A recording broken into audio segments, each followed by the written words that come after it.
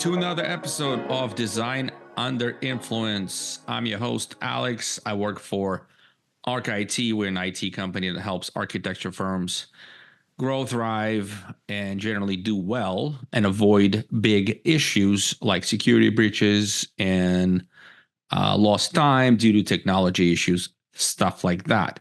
We only work with architects, designers, and engineers. And today we're talking about something very, very highly technology related. And we've been talking about this with Willard for a while. And today we're in step 8. And just to bring us back for a second, 10 steps for successful conversion from AutoCAD, which a lot of people still on, to ArchiCAD, which a lot of people should be on, to make your firm better in so many directions. It's pretty sensational. Say, I would not be afraid of that word, to say that it changes. It's a dimension. It's a different dimension that you're going to be operating in. However, there is work going to any sort of software upgrades. Even try to change your accounting software. That's going to be difficult. But changing your main design software and the whole output of your team is quite significant. And Willard's been kind enough to break it down for us in very, very small, detailed, and manageable steps. Right, Willard? Yes, sir. Yes, sir. He is Willard Williams. He is here for you, and mostly for you. I'm just here asking questions. We're at step number 8, so we've done a lot. I'm not going to repeat all the steps. If you've been following this serious and getting yourself educated on this conversion, by now you are where, Willard? Where are we right now, and who this is going to be for, this step 8 in a 10-step process?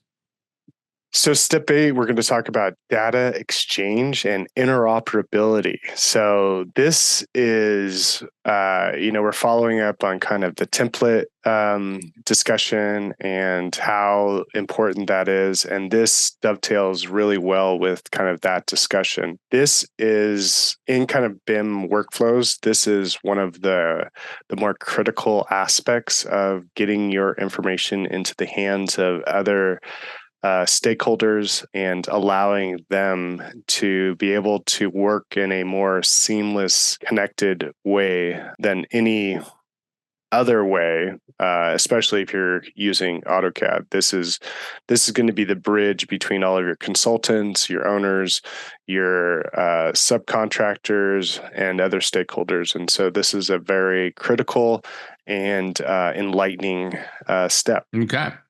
Well, there'll be a lot of tie-ins with the conversations we've done before. This isn't, I'm sorry to say, like, we're not able to make this an entertainment show, because this is serious. This is serious business, even though, there are opportunities for, I guess, some deviations and segues into some other things. But at the end of the day, this is your core functionality. This is one of the most important things you'll do for your firm. So we take it very seriously, and forgive us if we're not, making too many jokes today, right, Willard? Maybe a little bit, maybe a few, if we can squeeze them in. Yeah, definitely got to keep the jokes in the thread. In the thread. Okay. So let's get into this. Step number 8, data exchange and interoperability. Where do we start with that? So data exchange is a critical part to ensuring that all the stakeholders can collaborate effectively across different disciplines and software platforms to increase the project's ability to be read and digested by other parties. And so one of the kind of critical pieces that follows in line with what we had been talking about previously, in the template generation, in the document generation, is establishing a data exchange workflow. And so that is, in a lot of ways, similar to what we have talked about, but this definitely dives a little bit deeper into enhancing what it is that you're sharing with other stakeholders and how that information is going to be visible and able to be read by other parties as you kind of jump through kind of this phase. Okay. So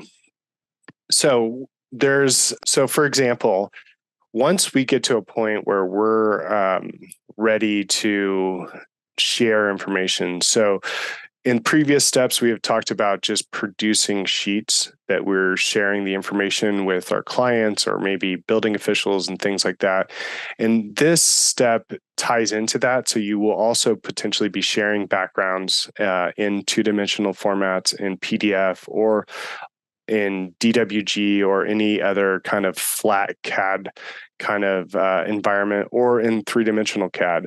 But what this also does is that this provides kind of the sandbox for how you are going to be sharing three-dimensional information or analysis information with engineers and things like that. So just to kind of start off with kind of the top of the list, some of the first people or consultants that you're going to be sharing information with are going to be the structural engineers.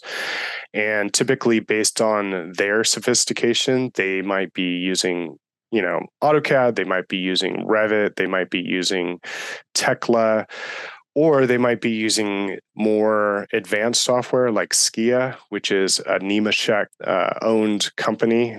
So Skia works well with ArchiCAD. So you're able to share analytic analytic information with these other consultants that will increase their ability to both understand kind of the design and also start to make modifications. And especially with applications like Skia, you're able to bring that information back into ArchiCAD so that your collaboration and coordination is at like the highest level that you're looking for. So that definitely is something to be cognizant of, because within ArchiCAD, you have a lot of different options of sharing information, but starting with the ability to share the analytics that are coming from your structural models or incorporating that is going to be part of this kind of collaboration kind of exchange that you're looking for. Then we go into kind of BIM collaboration. So because ArchiCAD is a parametric BIM modeling application, you ideally want to be sharing that information with your consultants and potentially other trade partners or even the ownership or leadership teams that you're working with. And ArchiCAD has kind of been kind of the leader for a long time in the ability to translate that information so that it is read by multiple different BIM applications. And that software or that file format is called IFC, or Industry Foundation Classes. And in a lot of ways, ArchiCAD has been the leader of that file format. And because it's a universal file format that should be read by all BIM applications, they have definitely spearheaded and provided a lot of the groundwork to allow for their models as well as other applications to be able to share and digest information in a format that is readable. And what that allows you to do is that basically allows you to convert your model and in another application, open it up as close to native as possible. So if you were working with somebody who's using Tekla, you would be able to export your model as an IFC file, and they would be able to translate that IFC file into their native file formats and be able to work right away from it. So you could imagine if we were going back even 20 years ago and we wanted to exchange information, we would potentially be sharing either two-dimensional CAD information or two-dimensional drawings that were hand-drawn. And the amount of rework, recreating the wheel every time that you made changes or that you were updating information, and the amount of loss or errors and omission that arises from that translation style could be rather significant. But because of the ability to translate software natively and precisely skips that step. So, in in reality, the way that we are exchanging information through ArchiCAD to other applications is at such a level that we are basically truncating a lot of the potential issues that have arisen through coordination, historically within the profession or, within this discipline. And so, can I interject for just a second? So I've had, if the structural engineering firm is using Revit, does this IFC export translates well into Revit and then back to IFC and then back into your ArchiCAD? yeah, I mean, it translates as best as it can. It translates very well into Revit, and it translates out of Revit back into ArchiCAD. But because of how both of the platforms organize data, there does become a point at which you are sharing a model, but you aren't necessarily reaping all of the benefits of having that model natively created in that application.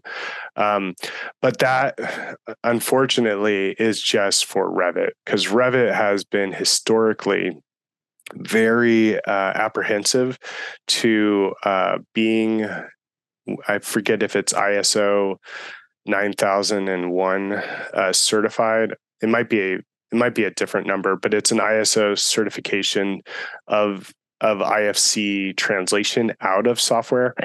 And so ArchiCAD has always been the highest certification available for IFC. But Revit, even in the early days of Revit, they wouldn't share their files as IFC files, or made it very impossible, or actually made it like problematic. So the way that they were translating their information into IFC. So there was a host of things, and it probably lasted a good 8 years in the early days of Revit, that it was either not possible or very problematic to get an IFC file from Revit.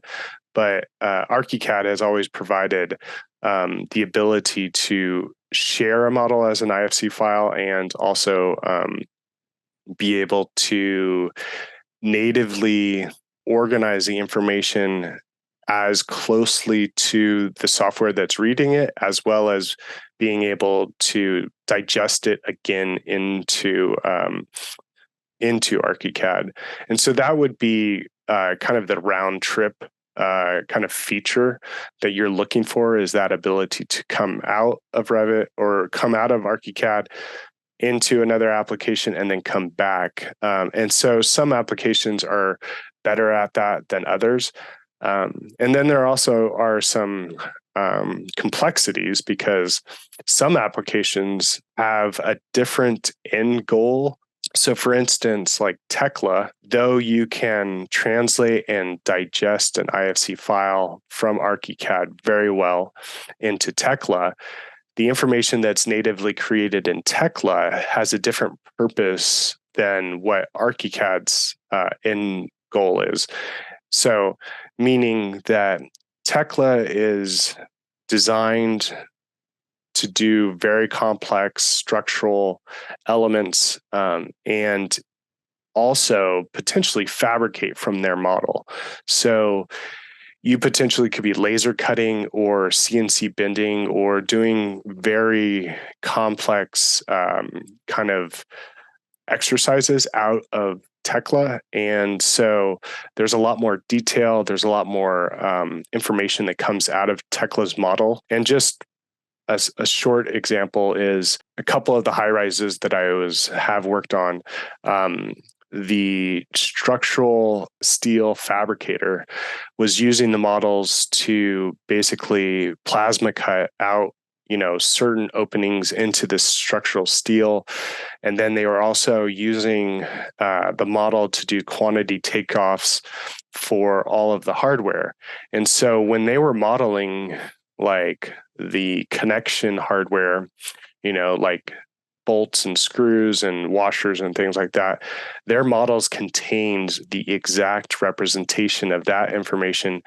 And when they shared it with me, it was so detail rich that it took a little bit of conditioning, I guess, in a sense, to go through the model and isolate the information that was critical, and then turn off other information so that it was, um, a little bit more clean. But ArchiCAD is really good at handling super complex, data-rich models. So it's not necessarily a problem for ArchiCAD in its handling. It's just more of a cumbersome feature when you're navigating a model and all of the detail is exactly what is going to be there when the project's finally completed.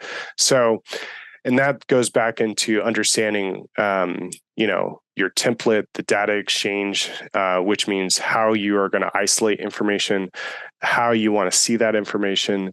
But again, this sharing of information is kind of the basis of what we're doing. Is we want to provide, the most detail-rich information, potentially excluding some of the information that is not necessary for certain disciplines. So that does get into how you share the information. So for a structural engineer, they're not going to want to see certain elements when they get the model. Or for the MEP teams, they're not going to want to see other information. So you're going to create these layer combinations or view sets or model view options or different ways that you're sharing the information. You're going to save that as a known exchange format, or kind of a template of how you exchange that. And then once you get into the groove of being able to, like, once your engineer or consultant gets the information, they say, this is the exact way that I want to see it. You can save that preset or that template of how you're exchanging it. And then from there, it is a very rewarding experience to be a part of, where you can show up one day and they say, I want a new background, which can mean a lot of things in the industry. But if you are sharing a three-dimensional file with them, you just go in and publish that file pretty quickly, and then they have the information, and then they can send back the information that you're looking for and integrate it into your model.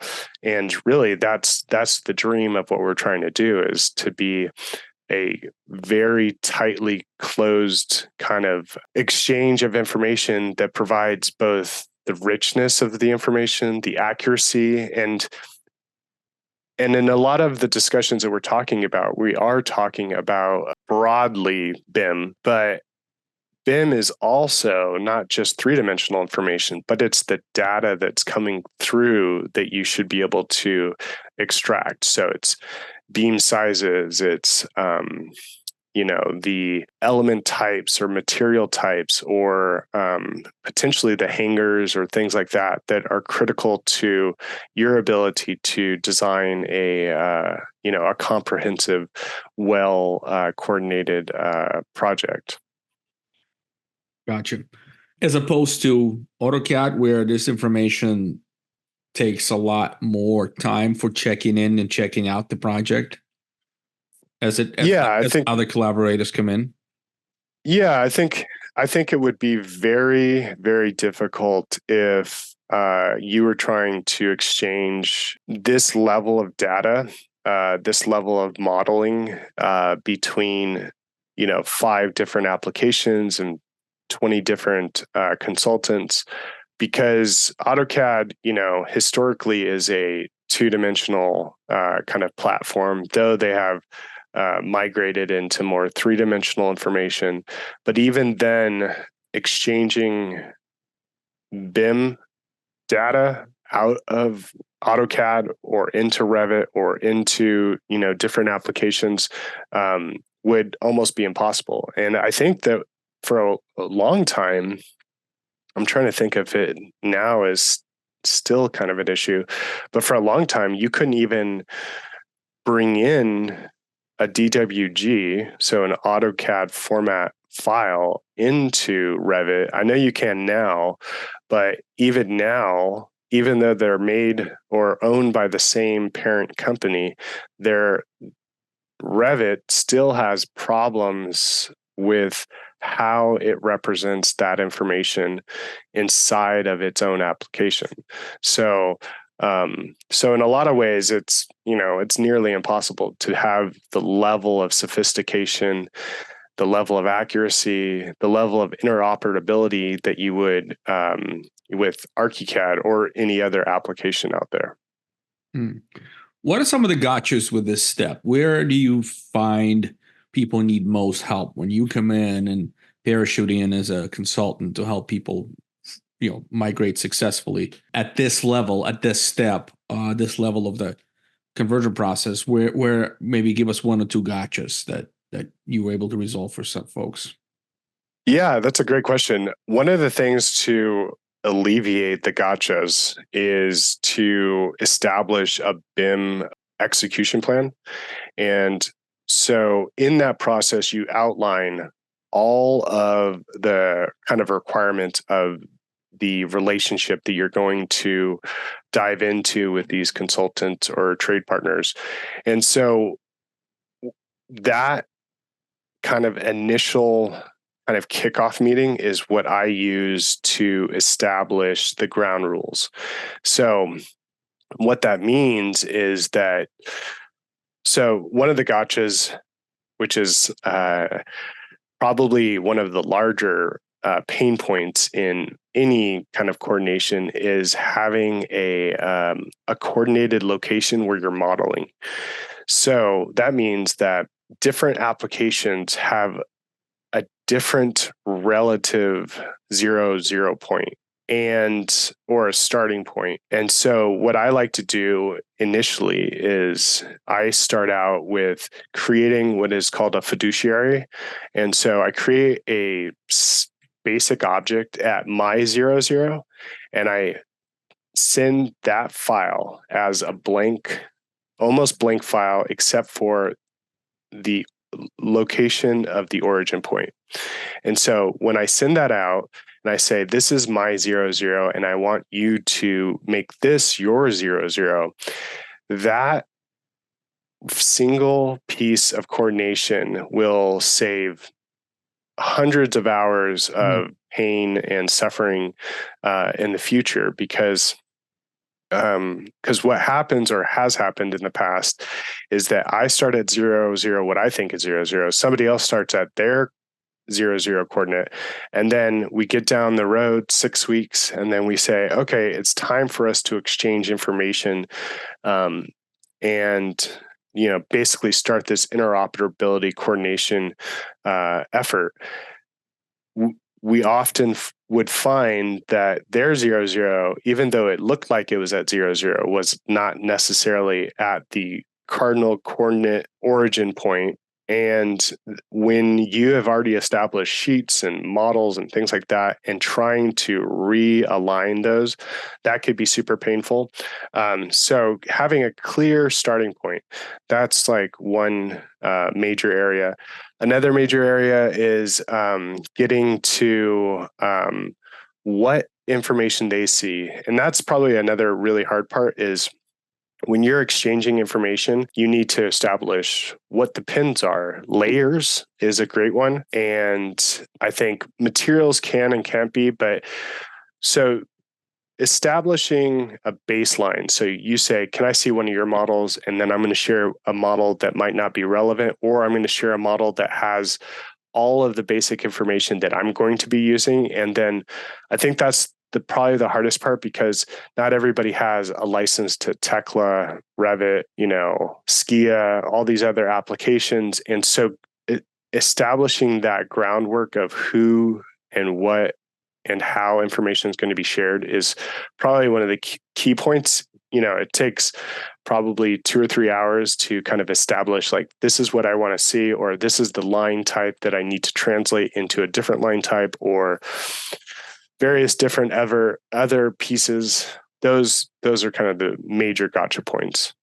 All right, so we have a few more minutes. Let's round this out. I feel like I'm so theoretically enriched with this whole process that I can potentially, guide someone into this conversion by just saying things and never having to work with the tool myself. It's kind of cool. It feels a little unreal. but I do follow you. It makes sense. I understand how software works, and this is another software. It just has a little bit different purpose than some other things I worked with. But having said that, what's some of the other things that you want to convey so we can round out this step and people feel like, okay, they got their data in line and they're ready for next. Yeah. So just to quickly round this out, ArchiCAD is literally one of, if not the best application to exchange information with or out of. It provides a multitude of native exchange formats. So IFC is one where it's like a generic file format that's theoretically supposed to be used by all BIM applications, or at least read by all BIM applications. That might not necessarily be, it sounds really lofty and it sounds like the perfect solution, but often there are pieces of that translation that get lost. But ArchiCAD natively exports to Revit, DWG, to SketchUp, to Skia, to probably, I would say, like close to 50 or maybe 30 different file formats natively, Wow. and also translates those files back. So that, I think, is the easy part, getting your information out and readable. I think the biggest piece, again, is understanding what information you are producing and how that information looks, making sure that it looks the way that you want it to look for your own purposes. And then second is when you're exchanging information between different disciplines and different applications, starting with a baseline, ensuring that the data that you're exchanging is being able to be viewed in a way that the trade partner or consultant is able to read that information and then getting it back. And that's it. And once you have that protocol established of how you communicate, and I guess it's like, what do they call that? Like, the Tower of Babel, where it's like, like everybody's going to be speaking a different language. Everybody has different directions and intents and responsibilities. But if you can establish the baseline of, I want you to understand what I'm saying, and then the second person says, I understand what you're saying. Do you understand what I'm saying? Once you've established that, in terms of modeling and terms of information exchange, it's a whole new paradigm. You're able to do things that historically have never been possible. You're able to see information and interact with information that has never been available to humanity and civilization as we know it. You always do this to me. You always go cosmic at the end. This is incredible. All right. Well, there you have it, folks. You want to save the world, follow the best practices. The best practices, according to Willard Williams, for saving the world is get into ArchiCAD and design beautiful spaces for people to live so they can go create other things and so on and so forth until we're all safe and live in nirvana, right? Yep. Perfect. I love it. It's not just, ones and zeros. This is we have a meaning here. And if you want to join this train of innovation and world change and improvement, go to getarchit.com. Let's get real. Let's get your IT in line first. Let's get your computers working. Let's get your people productive. And then we, meaning us and Willard together, we can help you go into the ArchiCAD world and improve your company. And then everything's going to be just great. GetArchIT.com. Willard, thank you very much for this illuminating conversation. And I'll see you on step 9 next week. All right. Thanks. All right, buddy. Have a fantastic day. And all of you watching and listening, thank you for your time.